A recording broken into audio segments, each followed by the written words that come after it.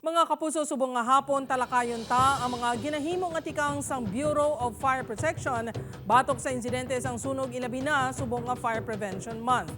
Inaupod kay Kim Salinas sa GMA Regional TV interviews. Makupod naton subong nga hapon si Iloilo City Fire Marshal Superintendent Melanie Habawel para istoryahan ang pag-obserbar sang Fire Prevention Month. Ma'am, good afternoon sa imo. Good afternoon, sir. Ma'am, sa nahauna nga duwa ka bulan sang 2024, pila na ka mga insidente sang sunog ang na-record sa syudad sang Iloilo?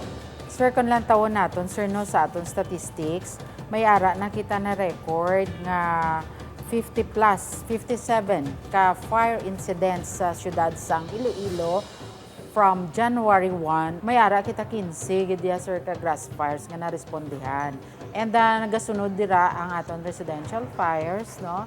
Kalabanan sa mga barangay naton diri Ma'am Habawel sa syudad ang ginakabig nga fire-prone barangay. Sa bahin sang BFP, ano ang ginahimo naton agod mangin epektibo kita sa pagresponde sa tion nga magluntad ang sunog?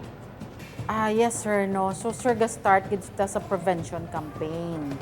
No, kay ti pwede nga malikawan naton ang sunog. May ara kita, sir, nga o plan ligtas na pamayanan. May na-organize kita nga CFAG or Community Fire Auxiliary Group sa barangay nga ina. They will be our first responders in case nga magkasunog dira sa lugar nila. Sila ning aton nga first responders bago mag-abot ang aton sining nga mga bombero.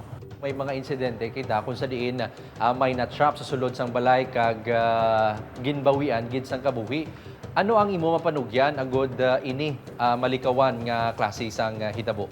So, gamatter, sir, ang exits naton sa balay. Kung residential, sir, may main door kita, dapat may alternate exits kita. So, anong pwede ta nga exits? Pwedeng bintana. Isili ka maka-break sang glass, abi, no? And makagwa ka or mabuksan mong bintana da nga makagwa ikaw nga hindi ka matrap sa sulod.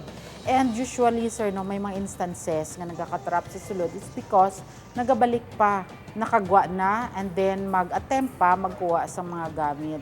Sa kadasig lang, sir, in a matter of seconds, dako na nga kalayo ang pwede magluntad, kag posible nga ang ginagyan mo before, hindi mo na maagyan sa pagbalik mo.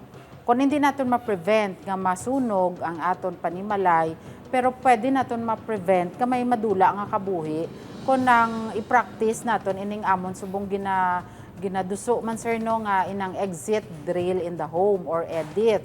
So ini siya, sir, no, parang simulation exercise in the home for all the occupants, sabi sa sinang nga balay, kung anong himuon nila in case nga masunog ang ila sini nga balay.